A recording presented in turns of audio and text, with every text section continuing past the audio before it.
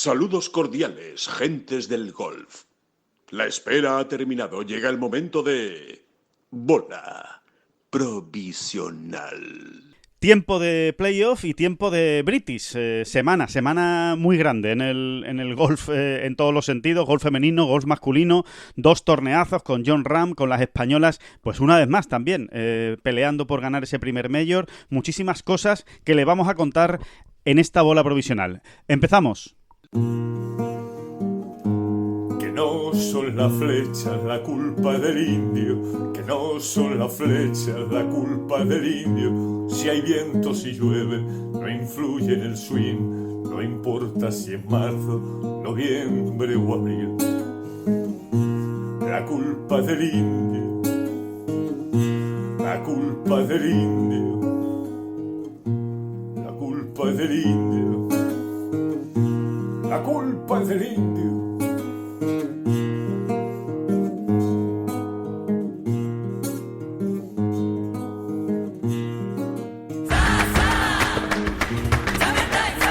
Ya está aquí el verano, con sus playas infinitas, sus pueblos blancos y todo el tiempo del mundo para ti.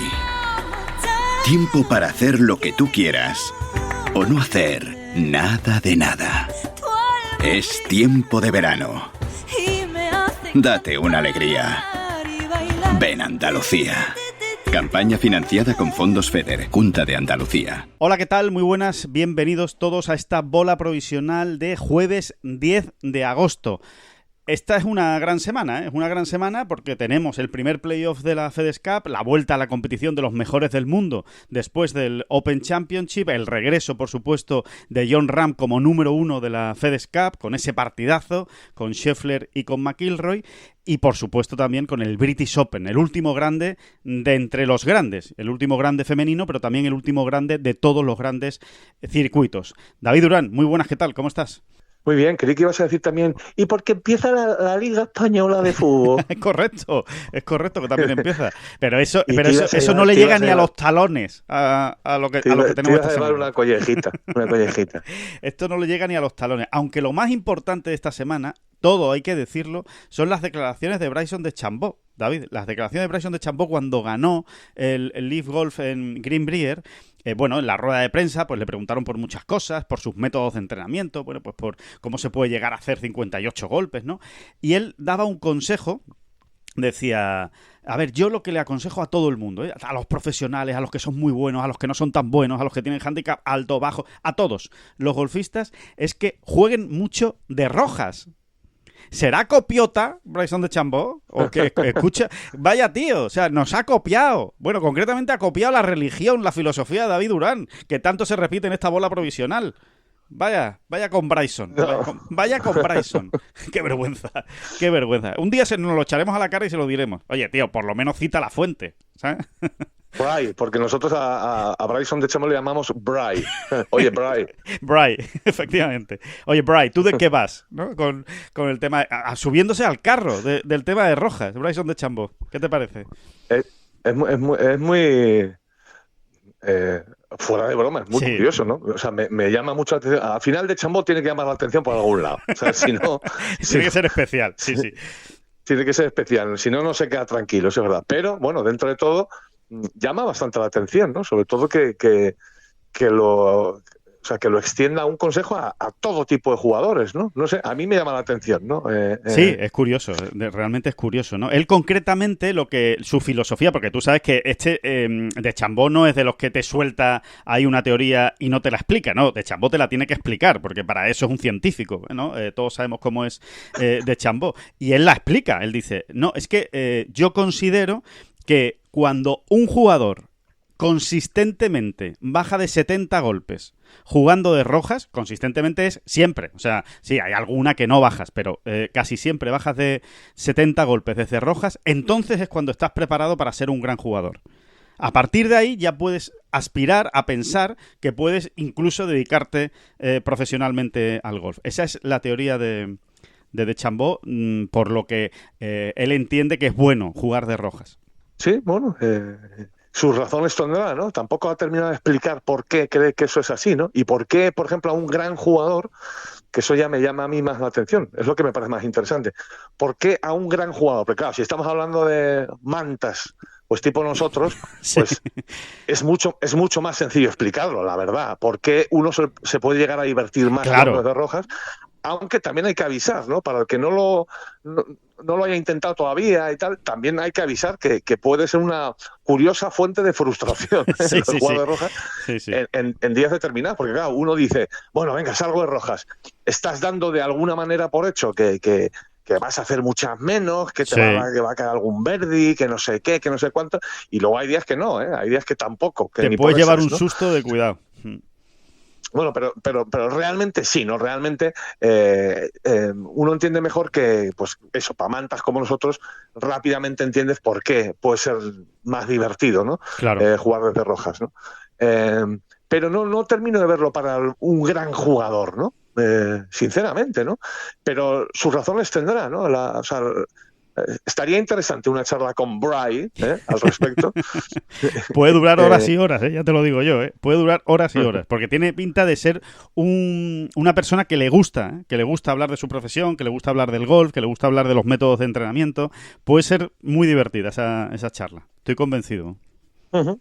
Así que, bueno, ahí queda eso, ¿eh? Ese era el primer aviso que cuando nos veamos con DeChambeau os recordaremos que claramente es un gran oyente de esta bola provisional. Bueno, que Bryson DeChambeau no está en los playoffs, como todos ustedes saben, está en Live Golf, pero hoy jueves, esta semana, empiezan con el FedEx St. Jude Championship en Memphis. Empiezan esos playoffs de la FedEx Cup para proclamar al número 1, al campeón de la FedEx Cup. El gran objetivo que tiene metido entre ceja y ceja Jon Rahm ahora, en este mes de agosto, digamos, ¿no? Porque los objetivos de Jon Rahm va casi semana a semana o mes a mes, ¿no? Y en este caso es ese, es ganar la FedEx Cup.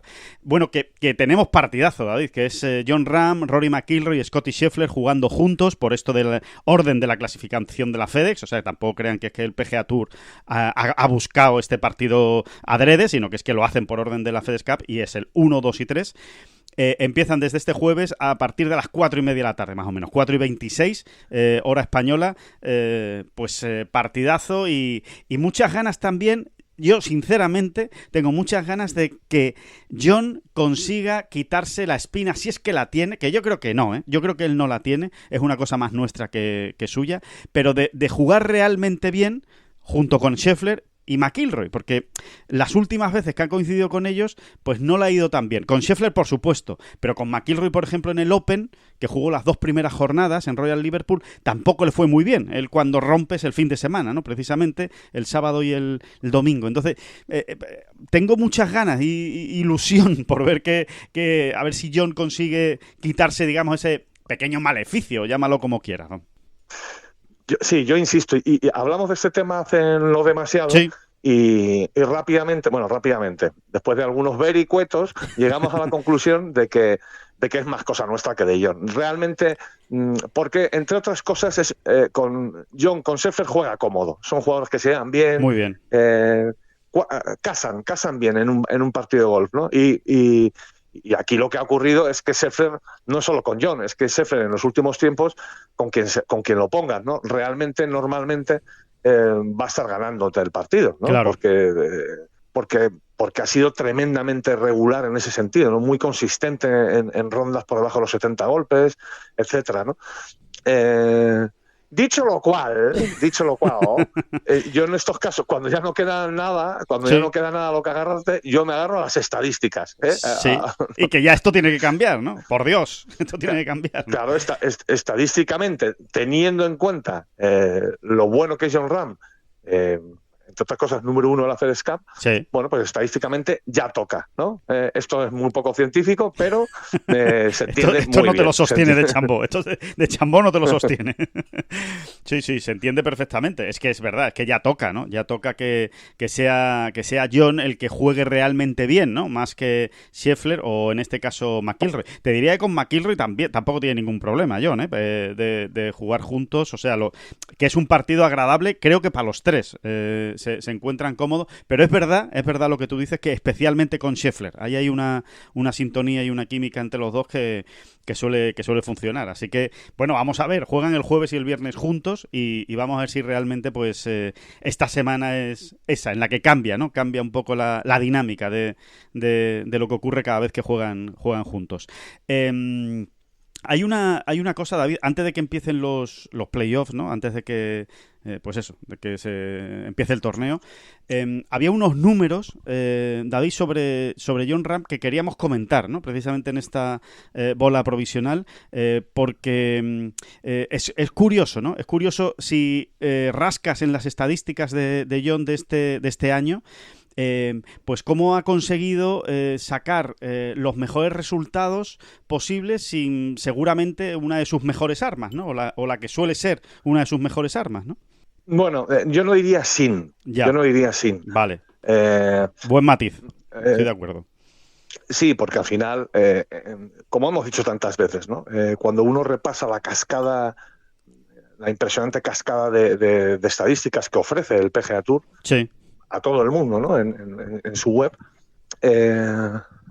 todo lo que sea estar te iba a decir los 50 primeros, por supuesto, ¿no? Pero sí, incluso te diría entre los 60 primeros de cualquier estadística ya te está situando por encima o mejor que la media, ¿no? Sí. El PGA Tour. Estás en la zona de los buenos, ¿no? David, estás en la zona de los buenos. Sí, y cada vez más bueno, obviamente cada vez que subes. No, bueno, yendo al grano.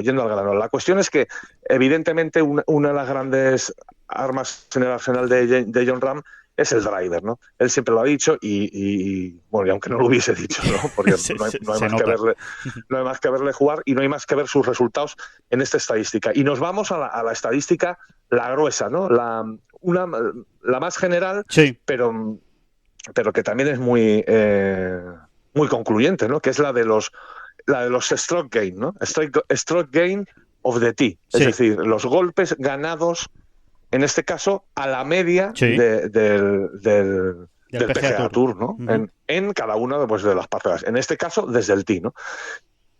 Y, no hace falta ni decir, ¿no? Que Jon, desde que es profesional, desde que inició su andadura en el PGA Tour, es de los mejores siempre, ¿no? Es verdaderamente impresionante esta estadística en su caso, ¿no? En su primera temporada completa en el PGA Tour termina tercero en esta estadística. En la siguiente, para entendernos, vamos a ir por años. En 2017, tercero. 2018, segundo. 2019, quinto. 2020, cuarto. 2021, segundo. 2022, el año pasado, primero. Y 2023 se va al 16º. ¿Es un desastre? No, por eso decía yo que no es que Jon no se haya quedado sin esa arma, porque evidentemente ser el 16º es hacer muy bien las cosas desde el tee también, ¿no? Pero sí es verdad, verdad absolutamente empírica, que ha bajado su rendimiento, ¿no? Se podría mirar además, no nos vamos a meter ya en tanto numerito, ¿no? Pero esta estadística obviamente viene acompañada del número de golpes que le ha sacado a la media, ¿no? Claro. Y efectivamente el del año 2023, en su temporada regular, es decir, hasta ahora mismo, es la vez que Jon menos golpes ha sacado. Claro. Desde el tee a la media de los jugadores, ¿no? Uh-huh. Sí, bueno, cuando menos brillante ha sido desde el tee, ¿no? Y cuando menos ventaja ha sacado desde el tee al resto. Sí, y ahora ya podemos descender a los hechos concretos, que también es verdad que tienen que ver mucho con las sensaciones y con lo que uno ha visto, ¿no? Y como a Jon se le ha visto este año, al final le vemos mucho en directo cada año, in situ, en el campo, y luego le vemos muchísimo en la televisión, ¿no? Y es cierto que Jon este año ha tenido un problema muy concreto, y es que le ha costado un poco más abrir la bola. Es decir, esas bolas en las que él apunta deliberadamente hacia la izquierda y se siente cómodo, y se siente muy cómodo ahí en esa posición, o dibujando el hoyo de esa manera. Lo hemos visto, ¿no? Como este año realmente ha tenido más problemas. Muchas bolas le han salido, digamos, rectas, ¿no? Exacto. No le terminaban de abrir y fallaba por la izquierda a las calles, ¿no? O no le terminaban de abrir exactamente todo lo que él esperaba o quería, ¿no? Uh-huh. Tal y como él había dibujado el golpe, ¿no? Lo explicó muy bien, por ejemplo, en esa comparecencia a la que hemos hecho referencia en los últimos tiempos en Golf Sin Etiquetas, explicó muy bien cómo la semana del Masters este año sí le fue un poquito mejor, ¿no? Sí consiguió siempre pues sacar la bola por la izquierda y que luego la abriese lo suficiente, ¿no? Cuando, bueno, en la cantidad, probablemente en la semana que mejor le hemos visto gobernar desde el tee, ¿no? Sin duda, yo creo que la mejor semana del año, que además hay que tener tino y don de la oportunidad para hacerlo, y efectivamente la mejor semana de Jon Rahm desde el tee, sin ninguna duda, fue la del Masters, y no solo porque consiguió abrir la bola con naturalidad o como a él le gusta, sino también porque pegó algunos drives al draw absolutamente espectaculares, ¿no? O sea que sí, efectivamente, dentro de un mal año, dentro de su peor año, digamos, desde el tee, pues la mejor semana fue la que tenía que ser, seguramente, ¿no? Que es la de Augusta, ¿no? Bueno, y al final, sinceramente, no cuesta tanto hacer de una mala, entre comillas, noticia, porque, insisto, ser el 16º en el PGA Tour en cualquier parcela estadística es hacer muy bien las cosas, es ser muy bueno, o sea, vaya por delante y demás, ¿no? Lo que pasa es que si lo estás comparando con el propio Jon Rahm de años atrás, pues es un poquito peor, ¿no? Claro. No, decía que no es tan difícil hacer la lectura positiva, ¿no? Es que si Jon, en su año un poco más vulnerable, un poquito más débil desde el tee, pues ha defendido muchas semanas el número 1 del mundo, ha ganado un porrón de veces y llega número 1 de la FedEx Cup, en fin, muy mal no van las cosas. Y entonces nos podríamos ir a otros apartados, ¿no? En realidad, con el pad ha sido regularmente... Esto también es interesante. Cuando uno se pone a bucear en estadísticas, corres el peligro de aburrir a la gente, ¿no? O de empezar a soltar una cascada de datos que al final son difíciles de retener, ¿no? Sí. Pero para entendernos, ¿no? Son cosas muy curiosas, ¿no? Jon es un gran pateador. Él siempre te dirá, mis dos grandes armas, el driver y el putter, ¿no? Siempre desde chico, ¿no? Sí. Como desde chico. Es un gran pateador, pero no destaca en las estadísticas de pad tanto como desde el tee. O sea, desde el tee lo hemos repasado, tercero, segundo, quinto, cuarto, es una barbaridad, ¿no? O sea, prácticamente cada año queda entre los 5 mejores, ¿no? Sí. Desde el tee. Con el pad, no. Desde que es profesional, jamás, ningún año, ni siquiera se ha acercado a estar entre los 10 mejores, ¿eh? En la estadística de stroke gain putting, ¿no? Es decir, los golpes ganados a la media de los jugadores en los greens, ¿no? Básicamente, con el pad en las manos, ¿no? Son unos números muy consistentes, normalmente siempre en torno al 30, al 20, pero bueno, eso que no descolla tanto, no destaca tanto en los gritos, ¿no? como desde el tee, está entre los mejores, pero no llega a ser como la excelencia, digamos. Nunca se ha metido entre los 10 mejores, ¿no? Que es llamativo porque nos consta, ¿no? Que hay muchísimos aficionados y mucha gente que ve el golf y que destaca, ¿no? De Jon precisamente esa, ¿no? Ese arma, ¿no? Esa facilidad que tiene en momentos determinados para meter muchísimos pads, ¿no? Que es lo que... Bueno, es que eso ya no lo recogen tanto las estadísticas, que es muy importante también, ¿no? Es muy importante. Al final, cuando uno mira estadísticas anuales o que recogen números, registran números de meses, pues evidentemente todos las medias van diluyendo, ¿no? Pero claro, luego viene un tío y precisamente en la semana del Masters, pues te coge todas las calles, ¿no? Claro. Que es lo que hizo Jon, básicamente, ¿no? Bueno, lo que quería decir es que este año ha pateado muy bien, lo dicen las estadísticas, probablemente sea el año ahí, si no el mejor, por ahí anda. Sí. Pero a mí lo que me gustaría, y acabamos ya con los números y las estadísticas, pero a mí lo que me gustaría destacar es que donde Jon de verdad ha mejorado este año mucho, para compensar precisamente esa ligerísima deficiencia del tee, ha mejorado mucho en el juego, con los hierros en general, ¿no? Sí. Y te diría sobre todo con los wedges, porque al final Jon pega muchísimos wedges, ¿no? En cuanto está en calle, Jon te diría que en más de la mitad de las ocasiones Más de está la pegando mitad, un wedge. seguro. Sí, estamos hablando de golpes de 140, 130 metros hacia abajo, ¿no? Por entendernos, más o menos, Sí, ya de media. dependiendo del viento que Sí. haya ese día, cómo sea el hoyo, si está el green Claro. en alto, si no lo está, en fin, hay mil circunstancias, evidentemente. Pero sí, realmente al final, no solo yo, sino tantísimos jugadores están pegando wedges de segundo la inteverata de veces, ¿no? Pero, Sí, la gran mayoría, ¿no? Entonces, claro, porque por hacer un resumen, ¿no? De todo lo que acabas de decir, de explicar, que yo creo que es muy interesante, ¿eh? Aunque alguno se pueda perder, ¿no? Con los datos, pero es interesante que el año donde ha sido menos brillante John desde el tee es el año donde más ha ganado, que es curioso, que ha ganado 4 veces, ni más ni menos, y entre ellos el Máster de Augusta, y que efectivamente no ha sido tan brillante, pero es muy bueno, eso es lo primero que hay que decir, y después que ha sabido aumentar, ha mejorado su nivel con los wedges y con los hierros en general, pero especialmente con los wedges. pero que lo ha subido mucho, ¿eh? Eso. O sea, te quiero decir, este año hasta ahora mismo Sí. es tercero en la estadística de stroke gain approach de green, es Bueno. decir, disparos a green, ¿no? Sí. Es brutal, Es o sea, brutal, la mejora. es brutal. Ahora mismo es tercero y lo mejor que se le había visto era en 2021, que acabó octavo, ¿no? Sí. Y prácticamente en esta estadística le está ganando un golpe a la media de los jugadores, que era una cifra a la que no se había acercado hasta hoy, ¿no? Claro. Yo creo que es muy importante, entre otras cosas, porque no sé, quizás es que uno quiere verlo así, ¿no? Pero yo creo que todos tenemos la sensación de que el hecho de que John haya bajado ligeramente sus prestaciones desde el tee es algo circunstancial. Realmente le vemos más facilidad para que llegue a la buena senda, para que encuentre otra vez la senda magnífica y absolutamente maravillosa con la que nos ha regalado los ojos todos estos años, ¿no? Sí.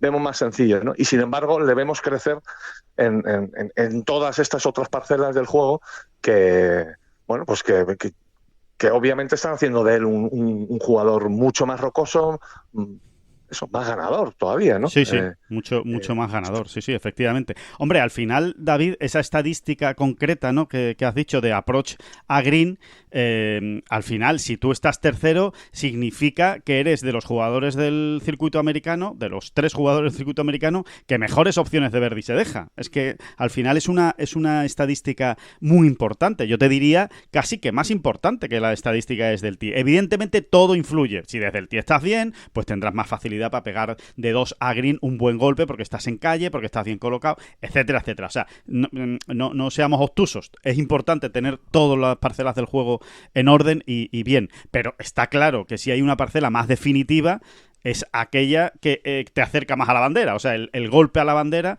el golpe a green, que es el que te está dejando la opción de birdie. Y claro, si en eso ha crecido John, pues claro. Sí, porque además ha crecido muchísimo, insisto, ha crecido muchísimo, siendo el año que peor la ha pegado desde el tee. Es decir, siendo el año en donde, entre comillas, más lío se ha metido. Es verdad. Más veces ha pegado desde fuera de calle, claro. Es así. Por eso te decía que al final del conjunto de estos números, que espero más o menos haya podido seguir el oyente. Sí, yo creo que sí. Del conjunto de estos números es bastante sencillo sacar la moraleja positiva, ¿no? Claro. En el sentido de que John nos vamos a encontrar, ya no digo en estos playoffs, ¿no? Sino en adelante, ¿no? En adelante. Claro. Creo que es bastante sencillo, insistiendo una vez más, y ya me callo, en este asunto, ¿no? Que sí, que ha estado un poco peor desde el tee, siendo brillante de todas maneras, ¿no? Claro, exacto. Eso hay que dejarlo muy claro, ¿no? Si no, no hay manera, ¿no? Claro. De obtenerlo, de tener los resultados, que él está teniendo, ¿no? Claro, totalmente. Sí, pero la conclusión final, David, podría ser que estamos en una temporada en la que, más allá de las victorias, mirando solo las estadísticas, John ha crecido como jugador. Yo creo que esa es una conclusión. Más allá de los resultados, porque los resultados son obvios. Claro, si ha ganado 4 veces, hijo, y ha ganado el Máster, ¿cómo me estás diciendo que ha crecido? Pues claro que ha crecido. Me refiero solo mirándolo desde una forma más fría a las estadísticas. Hay que decir que sigue siendo buenísimo desde el tee, aunque no sea excelente, sigue manteniendo su regularidad y su consistencia con el putter, y encima ha subido muchísimo su nivel pues en la parcela del juego que quizá pues era menos fuerte en los últimos años, que es la de los hierros y los wedges. Con lo cual ha crecido como jugador Jon en este 2023. Bueno, para mí indiscutiblemente, y es que además los resultados al final son por algo, sí. ¿no? Sí, a lo largo de un año, ¿no? En una sola semana es más difícil sacar conclusiones, a lo mejor, ¿no? Pero cuando tienes ya tantos datos que mirar, contrastar, pues te encuentras con esto por algo, te encuentras con un jugador que ha ganado tanto por algo, ¿no? Y que ha quedado tantas veces arriba, ¿no? Sí, ahí no hay ningún misterio, ¿no? Sí. Y yo insisto en esta otra cuestión. Me parece que es que el que Jon haya bajado ligerísimamente sus prestaciones desde el tee es algo coyuntural. O sea, sí. es algo que no preocupa. No, ni creo que le preocupe a él, aunque sí, eso sí lo podemos dar como información, incluso Alejandro, ¿no? Sí. Cuando uno está, digamos, en el círculo cercano a Jon, pues en los majors y no en los majors, sí.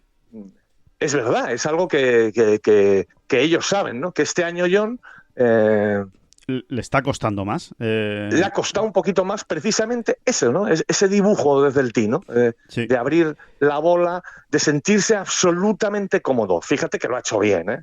Pero de sentirse absolutamente libre y cómodo para pegar ese power fade de locos que tiene Jon Rahm, ¿no? Sí, exacto.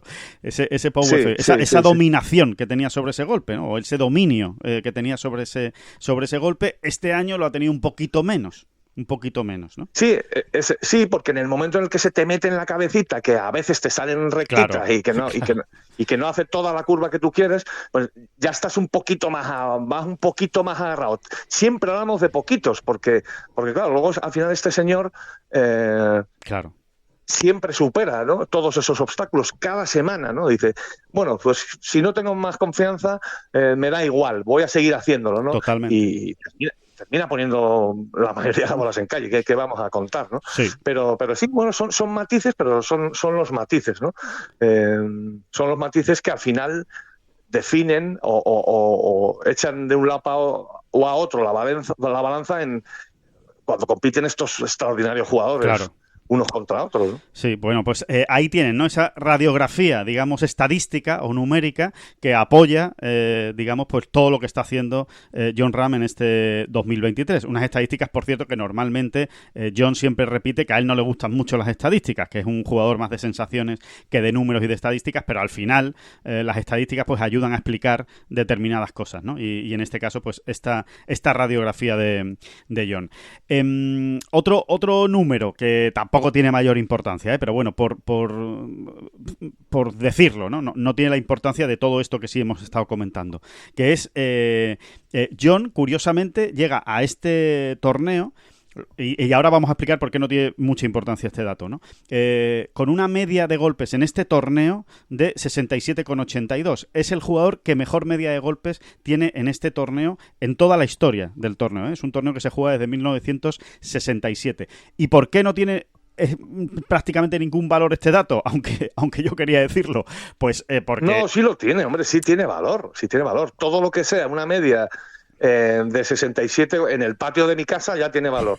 Sí, no, pero cuando me refiero a que no tiene valor respecto a lo que va a ocurrir esta semana, quiero decir, porque es que al final este torneo, primero, se ha llamado de 1000 maneras diferentes y se ha jugado en muchos campos diferentes, sobre todo en los últimos años. Prácticamente desde que Jon está jugando este torneo, que es el primer playoff de la FedEx Cup, desde que Jon lo está jugando, desde 2007 este torneo es el primer playoff de la FedEx Cup. Bueno, pues desde que lo juega Jon, evidentemente es el primer playoff de la FedEx Cup. Se ha jugado en campos muy distintos. Se ha jugado en Boston, se ha jugado en Nueva York y ahora se está jugando en Memphis. O sea que no es decir, es que si Jon tiene 67,82 es que a este campo le tiene cogida la medida. No, se han jugado en campos distintos. Por eso digo que no tiene tanto valor, aunque como tú dices, evidentemente tiene el valor de haber jugado muy bien. Eso está claro. Y si nos ponemos todavía más serios, te diré que tiene otro valor añadido, ¿no? Que es muy fácil también de extraer, y es que Jon llega muy bien a los playoffs.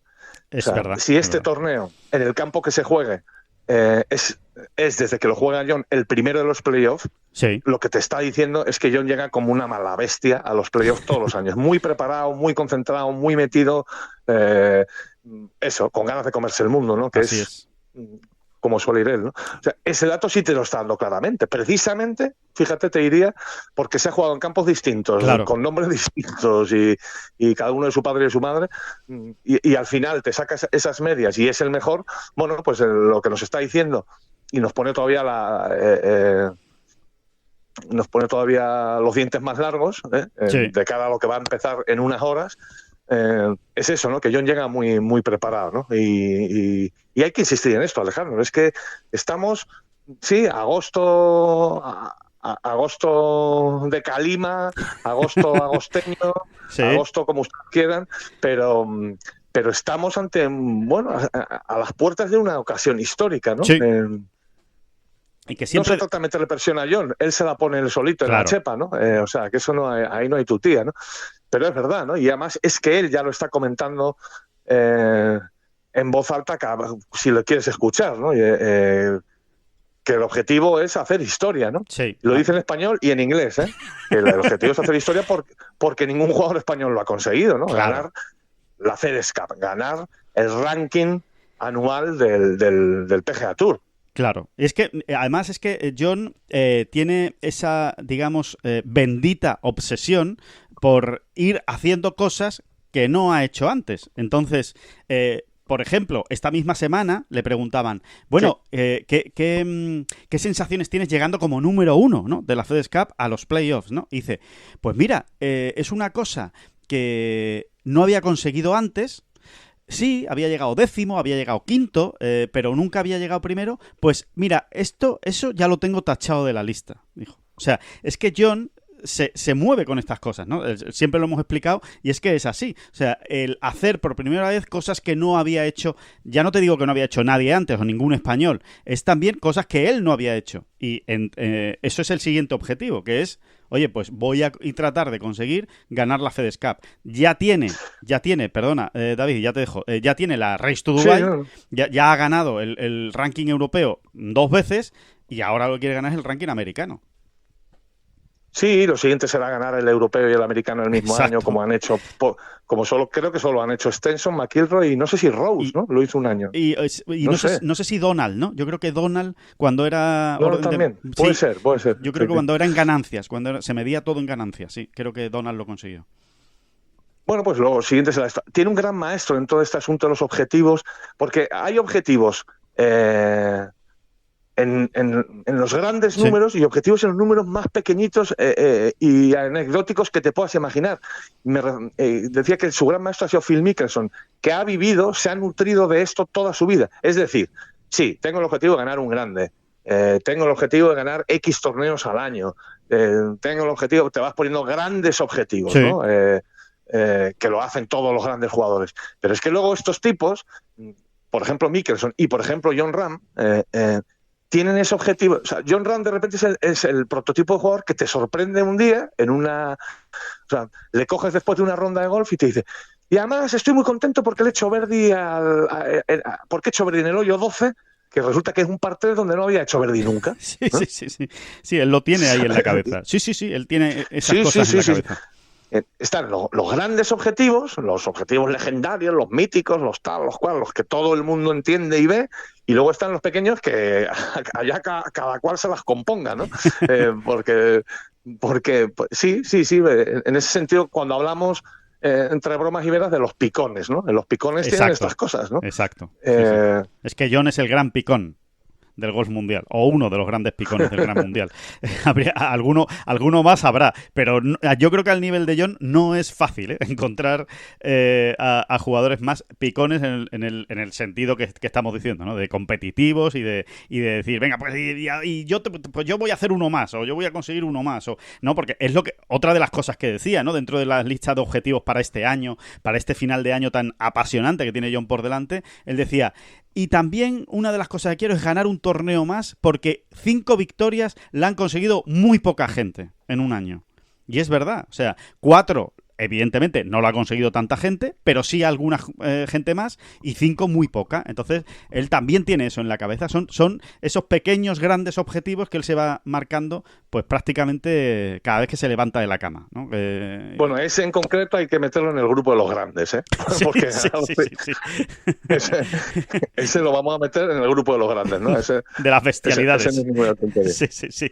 Esas son las bestialidades, ¿no? Bueno, así que vamos a ver porque evidentemente no va a ser nada fácil, ¿eh? O sea, va a ser muy difícil ganar la FedEx Cup. Scottie Scheffler tiene una espina clavada tremenda del año pasado y además no duda en reconocerlo. Cree que tenía que haber ganado el año pasado la FedEx Cup y que se le escapó a él.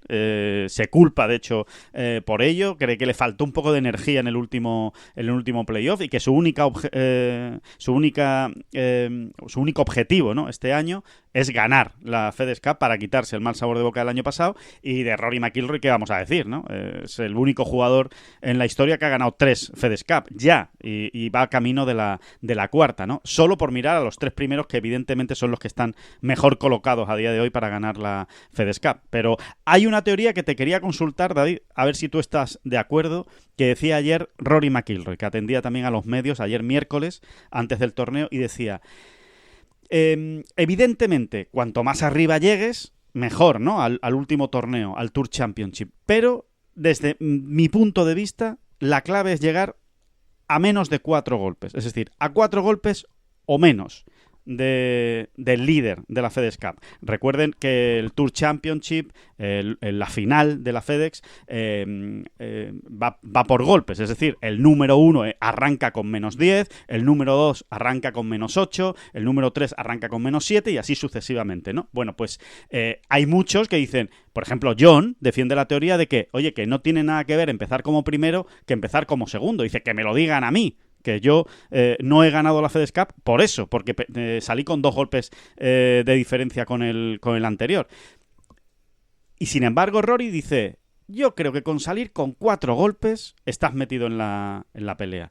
También lo dice un jugador al que se le da muy bien East Lake. Entonces, él está muy cómodo en ese campo, ¿no?, en donde se juega la final. Pero puede ser una buena vara de medir 4, ¿no?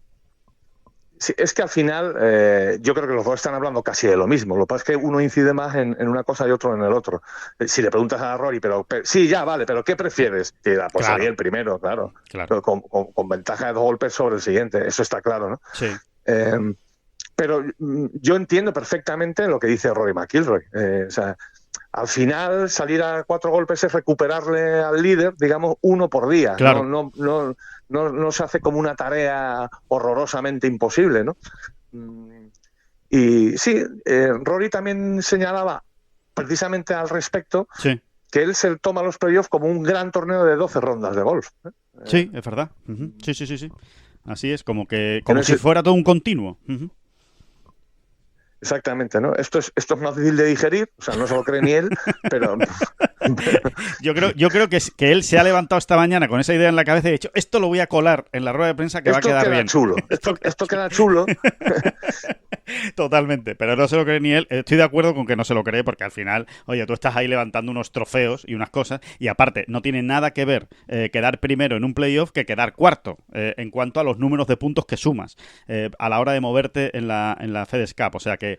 Pero bueno, él a lo que se refería era su manera de justificar el hecho de que no hace falta llegar al primero, ¿no? Sino simplemente mantenerte a un buen nivel en los 2 primeros playoffs para llegar al último con opciones reales, ¿no? Y él esa opción real la pone a partir de ahí, de 4 golpes. Bueno, pues está bien, ¿no? Como plan general está bien y es así, ¿no? Evidentemente. Sí, totalmente. Bueno, el torneo, como saben, pues se juega en el TPC Southwind, en Memphis. Lo único que le podemos decir del campo, por lo que han estado comentando los jugadores, pues que está un poco mojado, que está bastante empapado porque ha llovido bastante en los últimos días, en las últimas semanas, y también en esta misma semana también ha vuelto a llover, con lo cual parece que el RAF, según decía Scottie Scheffler, está más penalizador, o sea, va a ser importante ir por la calle, y coger greens, porque especialmente, decía Scheffler, había algunas zonas un poco feas alrededor de los greens en cuanto al rough, pero por otro lado, pues evidentemente al haber llovido, los greens están más receptivos, con lo cual pues también tiene esa ventaja, ¿no? Para hacer resultados. Pero como si a él le importara mucho lo del rough. Yo creo que lo que está es frotándose las manos. Por eso lo destaca. Yo no he visto una cosa ni parecida de tipos que, o sea, de alguien tan capaz de controlar la bola desde el rough. Siempre en ese tipo de golpes siempre hay un porcentaje mayor de azar, ¿no? O de suerte. Sí. Pero aún así, cuando ves a Scottie Scheffler repetidamente pegando desde el rough y dejándola, pues por ejemplo en green, para empezar en green, sí. Pero es que hay veces que hasta le para la bola, o sea, yo no sé, es unas cosas, no, es verdaderamente, es una habilidad luego el tremenda. control. Sí, la habilidad que tiene él para diseñar los golpes desde ahí, ¿no? Pues eso, para pegar el golpe de tal manera que entre rodando y llegue ya muerta a final de green, que es donde curiosamente ese día está la bandera, ¿no? Es verdaderamente llamativo, ¿no? Sí. También hemos hablado algunas veces en la bola provisional de que evidentemente hay jugadores a los que se les da mejor jugar desde el rough, ¿no? Que tienen esa capacidad de adaptarse en ese momento para meter el palo con el ángulo que necesita, ¿no? Que necesita el golpe o que demanda el golpe para que la bola salga un poquito mejor, ¿no? O más controlada, sí. O como quieras decirlo, ¿no? Sí, es una mezcla. Scheffler, sí. A mí me deja espantado, vamos. Sí, es como una mezcla de capacidad y de intuición, ¿no? De saber también cómo te va a responder la bola, ¿no? No sé, sí, es esa capacidad, esa percepción especial que tiene desde el rough Scheffler, que efectivamente es brutal, la capacidad que tiene para coger greens y hasta para dejarse opciones de birdie desde situaciones complicadas, o sea, desde bolas que no se ven, vamos, o se ven mal, vamos. Al final uno lo entiende como esa capacidad para meter el palo más vertical, ¿no? Sí. Cuando estás en el rough, ¿no? Porque lo que acaba consiguiendo Scheffler, entiendo yo, esto está absolutamente en cuarentena, este comentario que voy a hacer, pero lo que Scheffler consigue al final más veces que otros es meter menos briznas de hierba entre el palo y la bola. Claro. Y para eso es un swing muy vertical. Realmente esto es como uno lo entiende de entrada, ¿no? Luego hay otros jugadores que lo que hacen precisamente es lo contrario, ¿no? Hay jugadores que juegan muy bien las maderitas desde el rough, sí. Por ejemplo, ¿no? Aunque hay tipos de rough donde ya es imposible, ¿no? Pero bueno, cada uno tiene su sistema, su manera, pero es verdaderamente impresionante, ¿no? Cómo repetidamente, o sea, de una manera repetitiva o tan consistente, este tío pone la bola impecablemente en juego desde el rough, desde todo tipo de rough, ¿no? A mí me llama mucho la atención lo de Scheffler, ¿no? Sí, totalmente. Otro de los argumentos de la semana o de las informaciones de la semana tiene que ver, David, con pues un encuentro, ¿no? Que ha mantenido Jay Monahan, precisamente en Memphis, donde se va a jugar el FedEx St. Jude Championship, con los periodistas, ¿no? Ha sido un encuentro que no ha sido una rueda de prensa al uso, sino ha sido un encuentro particular o privado, vamos a llamarlo, aunque después evidentemente se han publicado cosas de ese encuentro, pero ha sido, digamos, a puerta cerrada, por decirlo de alguna manera, con algunos periodistas, bueno, pues para hablar de la situación, para hablar de él, para hablar de todo lo que se está viviendo en el mundo del golf entre el PGA Tour y los saudíes en estos últimos tiempos, ¿no? Y hay algunas conclusiones que son interesantes, ¿no, David? Sí. A ver, lo que no hay es conclusiones, realmente, ¿no? Porque si estamos hablando del futuro del golf mundial, del acuerdo, de cómo va a quedar esto, empresa, ¿no? De esa nueva empresa con ánimo de lucro, esto me gusta mucho a mí, que quede claro que la nueva empresa es con ánimo de lucro. Sí, no, realmente. Bueno, para empezar, empecemos con la salud de Jay Monahan. Por lo visto lleva trabajando ya de una manera más o menos regular y normal desde mediados de julio. Que este dato no se había dado todavía, ¿no? Y sí, o sea, él se quitó de en medio por problemas de salud y luego de alguna manera explicaba a estos periodistas que sí, que él bueno, sin entrar mucho al detalle, que efectivamente todo el proceso de negociaciones y el resultado de esas negociaciones, o sea, el impacto que tuvo, por ejemplo, en los jugadores, le había provocado un estado de ansiedad y de bestial, ¿no? Sí. Y que bueno, que tuvo que parar. Hubo un momento en el que Sí, hubo un momento en el que dijo, me tengo que quitar de medio porque es que no voy a estallar, ¿no? Sí. O sea, esa evidentemente fue la causa, ¿no? Y luego todo lo demás es difuso, ¿no? Por otro lado, lo hace muy interesante este final de año, porque las negociaciones tienen que ir ya rápidas. Es que estamos en agosto, Claro. estamos a mediados de agosto y todos entendemos, no es que lo entendamos, es que es así, ¿no? Que esto en diciembre tiene que estar resuelto, ¿no? Ya no queda tanto, ¿no? Ya no queda tanto, ¿no? Para todo lo que tienen que hablar, negociar, establecer, en fin. Sí, que es un no va a lío ser muy fácil grande. ese acuerdo, ¿no? Ujú. Sí, lo que sí queda claro es, Sí. dentro de todos los detalles que se han ido aportando y demás, es que efectivamente el acuerdo al que se llegó con los saudíes es el acuerdo de un marco sobre el que negociar, Sí. realmente, ¿no? Sí. Había gente que dudaba, yo entre ellos, por ejemplo, ¿no? Si realmente ya se habían establecido, si realmente había más enjundia ya de la que ellos decían, ¿no? Sí. Y parece ser que no, ¿eh? Parece ser que los que pensábamos así estábamos más o menos equivocados, ¿no? Porque está todo muy en pañales, verdaderamente, Sí. ¿no? Sí. Siempre hemos dicho que estaba en pañales, ¿no? Pero dentro de los pañales, pues tienes pañales talla XXL y tienes todo tipo, Todo tipo de tienes tallas. tienes una amplia gama de pañales, los Sí. que absorben más, los que absorben menos. Correcto. Los que van con velcro, los que van con pegatinas, sí, hay muchos tipos de Bueno, pañales. pues pues lo que da la sensación es que efectivamente no es que esté en pañales, es que van pelotas la criatura. La criatura va en pelotas, sí. Esa es la sensación que da, efectivamente, hablando mal y pronto, va en pelotas, porque es que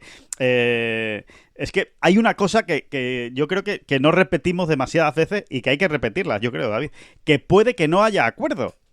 O sea, que aquí damos por hecho que como hay un acuerdo marco, para firmar un acuerdo se va a llegar a un acuerdo, pero que cuidado, que igual no se llega a un acuerdo. Que hay que repetirlo, que no va a ser fácil que lleguen a un acuerdo las dos partes. A ver, a ver, uno quiere pensar al final que sí, Que llegarán. Que las partes terminarán cediendo donde tengan que ceder, ¿no? Y que llegarán, ¿no? También es parte de la estrategia en una negociación, ¿eh? No dar por sentado desde una de las partes que va a haber acuerdo sí o sí, ¿no? No, tú siempre tienes que mantenerte en guardia como diciendo, no creas que yo voy a ceder en todo lo que tú me pidas, ¿no? Claro. Eso, pero sí es cierto que es una posibilidad que actualmente se contempla. Oye, si no hay acuerdo, ¿qué pasa al final? Pues yo no, es que no lo quiero ni pensar, la verdad. Ya no es por un tema fíjate, ya es por un tema egoísta, ¿eh? Es decir, o sea, me da una de pereza, ¿no? Exacto. Máxima, pereza máxima, ¿no? Tener que seguir dedicándole, aunque luego es interesante, porque claro, están en juego muchas cosas, ¿no? Es interesante, es cierto, pero ya te da pereza, ¿no? Prefieres hablar pues eso, de un torneo que empieza hoy mismo, ¿no? Claro. Y ni más ni menos el primer playoff de la FedEx Cup, ¿no? Al final es de lo que uno, no sé, lo que a uno le gusta, ¿no? Sí, lo que nos gusta más. La competición, sí, es así. La competición, las victorias, los récords, en fin, eso es lo que más nos divierte.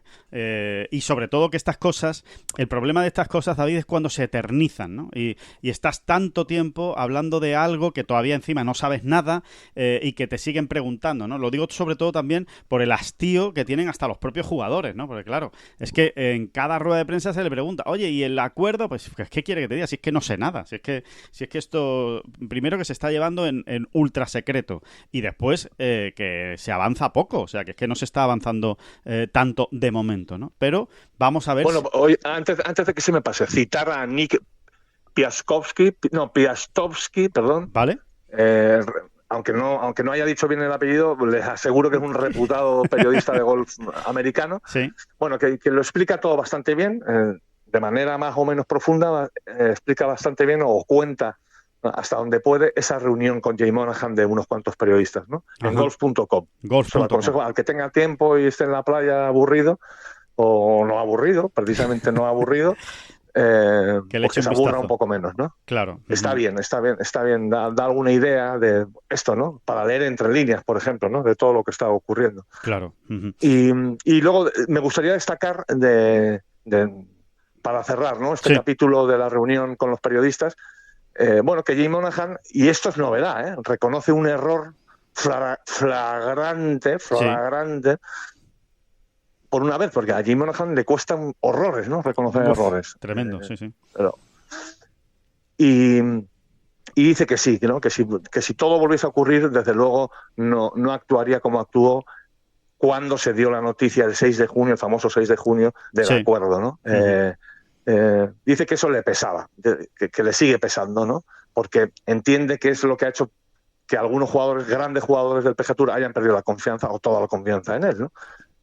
Dice que actuaría de otra manera, que se hizo como se hizo y que él, a día de hoy, lo que haría sería cogerse un avión para ir a Toronto, que es donde estaban pues gran parte de los grandes jugadores del mundo. Donde se jugaba esa semana.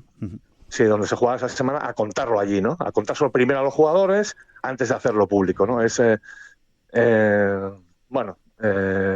Debía haberlo hecho, debía haberlo hecho. Pero bueno, tampoco está de más que se haya dado cuenta, aunque sea a posteriori. Bueno, yo creo realmente que está en una situación difícil, Monahan. O sea, realmente los jugadores, en este sentido,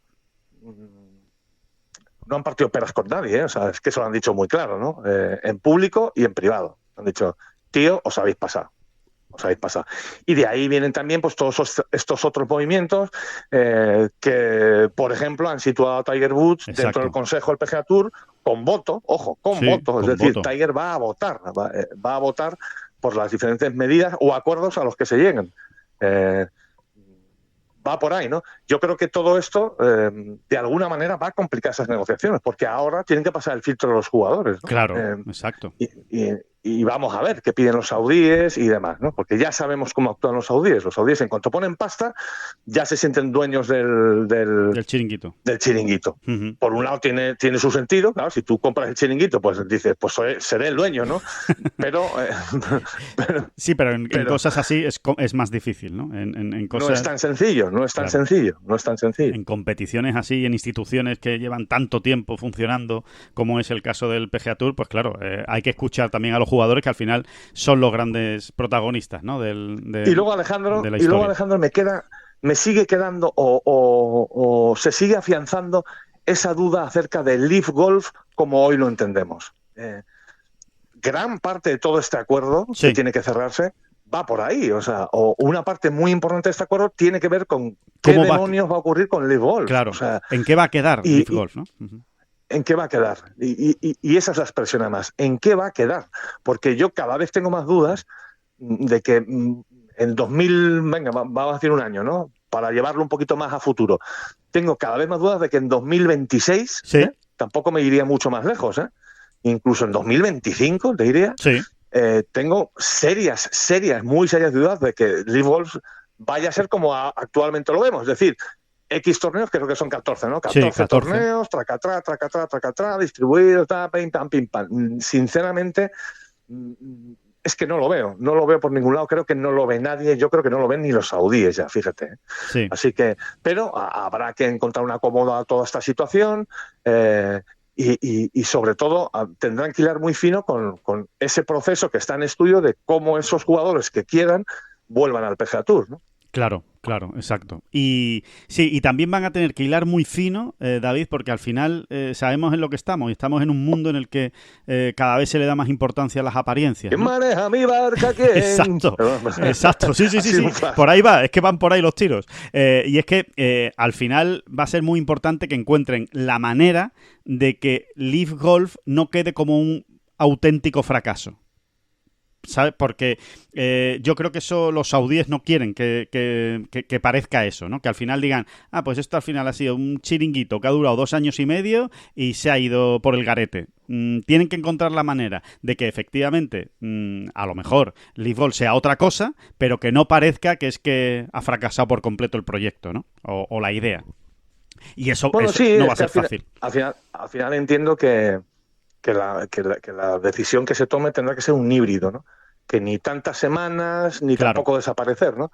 Y veremos, ¿no? Yo sigo apostando por esa posibilidad de que sea realmente termine siendo pues una época del año muy de exhibición, ¿no? Claro. Por equipos, a lo mejor, sí, exacto. Uh-huh. Exacto, e incluso con trasvase, incluso con trasvase de jugadores, tal y como vemos ahora mismo el mapa, Sí. Con trasvase de jugadores de Leaf a PGA Tour y de PGA Tour a Leaf, en fin. Pero bueno, todo eso es muy complicado y a ver cómo lo... y habrá que verlo. Claro, habrá que verlo y a ver cómo lo hacen. Bueno, que la segunda gran cita de la semana, ya lo saben, es el British Open. Por mucho que tú me pidas, yo te lo doy. Y mira, yo cuando esa parte de la canción me la imagino en las negociaciones de Leaf con Cameron Smith. O sea, pero ¿y quién es el que canta? Canta Rumayán, ¿no? Leaf. Yasir Al-Rumayán, sí, concretamente. Yasir Al-Rumayán, claro. Exactamente. O alguien en quien él delegue que cante un poquito mejor. Efectivamente, porque yo a Greg Norman no le veo cantando eso. No me lo imagino. No, Greg Norman no, pero te lo imaginas perfectamente, ¿no? Después de ganar el British el año pasado, ya dice, a ver, vente para acá, Cameron, siéntate ahí. Por mucho que tú me pidas, yo te lo doy. Y Cameron muy asustado. No, yo me imagino perfectamente a Cameron muy asustado, pero que a los 17 segundos está siguiendo con palmas ya. Le da así como unas palmaditas, ¿sabes? Así, a tipo flamenco. Sí, me lo imagino también a Cameron Smith.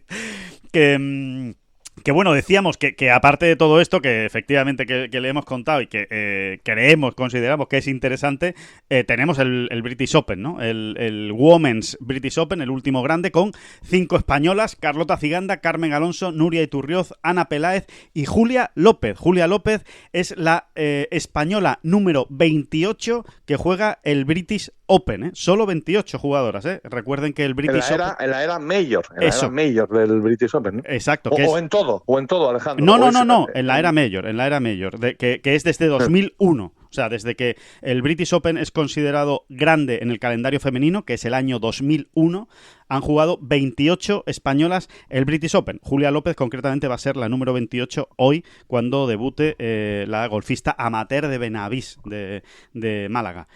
Sí, porque hay que recordar, como tú bien dices, David, que el British Open lleva muchísimo tiempo más en el calendario, concretamente desde los años 60, y que, entre otras jugadoras, pues lo ha ganado Marta Figueras-Dotti. Pero Marta Figueras-Dotti, que lo ganó además como amateur en 1981, no era un grande, todavía no estaba considerado un grande. Era un muy buen torneo dentro del calendario europeo, pero no era un grande. No estaban todas las mejores del mundo, para entendernos, ¿no? Aunque, insistimos, era un gran torneo, no hay que hacer ningún demérito de esa victoria de Marta Figueras-Dotti. Pero como grande es desde 2001. Y desde entonces, pues ahí seguimos, David, a la caza y captura de esa primera victoria española en un grande, en un Major. ¿Será esta semana? Pues sinceramente da la sensación de que no, pero yo creo que sinceramente con Carlota Ciganda siempre hay que tener la esperanza puesta, y mucho más este año, a pesar del sinsabor tremendo que tuvo en el Evian Championship. Eso no quita para lo bien que lo había hecho en los 3 grandes anteriores, y vamos a ver de lo que es capaz. No es un torneo que se le dé especialmente bien a Carlota, ¿eh? Recordemos que solo tiene 2 top 10. Esta es su participación número 15, o sea que ha jugado ya muchos British Open. De hecho, jugó 3 como amateur, que me parece una barbaridad. Carlota jugó 3 British Open como amateur. Y sus mejores puestos han sido 2 séptimos en 2018 y 2019. O sea que son buenos puestos, pero que no ha estado para ganar nunca el British Open, ¿no? Entonces... Yo que te dije antes, cuando uno no termina de ver las cosas claras, pues te aferras a las estadísticas, que están para romperlas. Entonces, de momento, la estadística ganadora del golf español femenino en el British Open y en los grandes es 0, negativa. 0, ¿no? correcto. Nada, no se ha ganado nunca. Pues ya está. Pues cuando uno ya no termina de clavar, pues se agarra a ese clavo ardiendo, como quieras llamarlo. Que algún día llegará. Ya está. Claro, que algún día llegará. Oye, y una cosa, David, mucho ojo... Obviamente, esto tiene que estar apoyado en el talento de ciertas jugadoras, y como lo tenemos... Claro, pues venga. Claro. No, es que eso te iba a decir, ¿no? Que evidentemente todos nos fijamos en Carlota porque es obvio, hay que fijarse en Carlota, ¿no? Pero que también mucho cuidado con Nuria Iturrioz, que viene de ganar en la Sella y que sabemos qué tipo de jugadora es. Es una jugadora que de pronto te falla 3-4 cortes seguidos, pero que de pronto te gana un torneo, porque es así.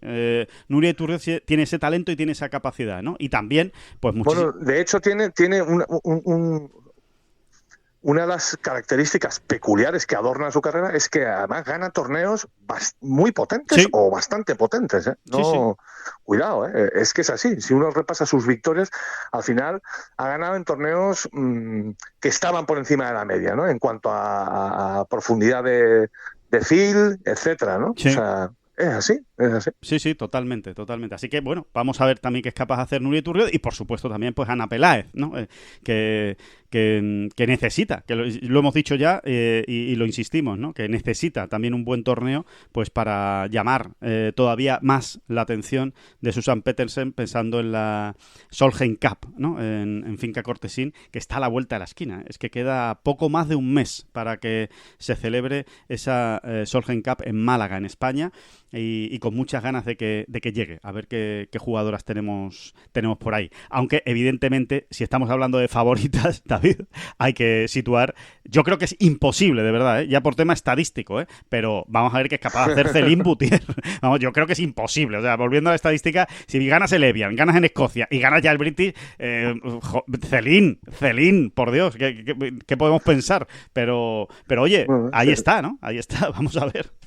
Es una de los atractivos. Sería hacerse un Tiger, ¿no? No hay recurso más sencillo, ¿no? Hacerse un Tiger o hacerse un McIlroy, ¿no? Aquel McIlroy de 2014, sí, que ganó el British, ganó el Bristol, Campeonato del Mundo, y ganó el PGA, así seguido, ¿no? Pues algo así sería, más o menos, ¿no? Sí, sí, una barbaridad que es realmente pues muy complicado, ¿no? Así que, bueno, ya veremos qué es lo que ocurre. Se juega en Walton Heath, en Londres, una sede pues, bueno, que es bastante mítica, ¿no? Que es donde pues se jugaban las previas del US Open antiguamente, las previas europeas del US Open, y que, bueno... Masculinas, correcto, y que es un campazo, así que vamos a ver. En principio hay que decir que no parece que hayan tenido mucha suerte en cuanto al tiempo las españolas, porque la mayoría juegan hoy por la mañana y mañana por la tarde, y cuando más va a soplar el viento es hoy por la mañana. Así que, bueno, pues en fin, que hay que hacerse a todo y hay que pelear con lo que toque, y que Céline Boutier salió por el lado malo en Escocia y fíjense cómo ganó, ¿no? O sea que eso no es excusa, y siempre recordamos que Jon Rahm le tocó el lado malo en el Masters y fíjense cómo acabó en Augusta. Así que no hay que llorar. Que los meteorólogos británicos no andan muy finos este verano, ¿eh? No, la verdad es que no. Damos fe en Royal Liverpool. Sí. Nadie le extrañe que sea exactamente lo contrario, o por lo menos no sea tan duro el asunto, ¿no? Sí. Vamos, yo no lo descarto de ninguna de las maneras, ¿no? Sí. Oye, una última cosa, David, y vamos acabando. Una encuesta que precisamente planteamos en nuestras redes sociales, el gran Manu Arenas colocaba la encuesta y ha tenido una gran acogida, ha tenido muchísimas respuestas, mucha gente mojándose y además explicándolo, ¿no? Y cada uno argumentándolo. Si tú fueras Zach Johnson y tuvieras que elegir entre Justin Thomas y Bryson DeChambeau, ¿a quién te llevarías a la Ryder? Y tú me lo preguntas así. Así, tú me lo escupes de esa manera, así, tan pronto. Bueno, yo a Justin Thomas, sin dudar. 100%. De ninguna de las maneras. 100%, sí. Vale. Sí. Vale. Pero en esta respuesta, evidentemente, si hay que fundamentarla y demás, pues hay mucha parte emocional, subjetiva, como quieras llamarlo, ¿no? De todas maneras, me sigue pareciendo un jugador más de equipo en un momento dado, ¿no? Pues sí. Ya, sí, claro, si nos ponemos a medir exactamente el rendimiento que cada cual está dando ahora mismo, pero para la Ryder todavía queda tiempo y bueno, vamos, que te deje de leches, que yo me lleva a Justin Thomas sin dudar. Qué bonita expresión, que te dejes de leches. Me encanta esa expresión. Que Justin Thomas sí o sí. Bueno, hay que decir, David, que a día de hoy gana por goleada, ¿eh? En nuestra encuesta, Justin Thomas sobre Bryson DeChambeau, y además muchos de nuestros seguidores están de acuerdo contigo. Es que creen que Justin Thomas es un jugador más de equipo, y otra de las grandes razones que se argumentan, y que yo creo que también es casi definitiva en este sentido, es la gran pareja que forma con Jordan Spieth. Entonces, bueno, pues para no romper esa pareja, desde luego, si tienes que elegir, pues Justin Thomas, ¿no? Así que Que nada, que esa es la decisión que tendrá que tomar en su día Zach Johnson, entre otras, si solo fuera esa. Pues nada. Sí, claro, habrá que ver. Yo insisto, a ver qué hace Tony Finau en los playoffs, por ejemplo. Por ejemplo, efectivamente, que además se le dan bastante bien los playoffs a Finau. Que nada más, que hasta aquí vamos a llegar. Bueno, que vuelve The Game, que hay The Game esta semana con el FedEx St. Jude Championship y que queda muy poquito ya para esa final de Valderrama de este año, así que afilen sus predicciones y sus equipos para ganar y para estar en esa gran final de Valderrama. Lo dicho, que nos despedimos con todo esto, que muchísimas gracias a todos, como siempre, por estar ahí y que muchísimas gracias. Sí, a usted, las gracias a usted, que sí.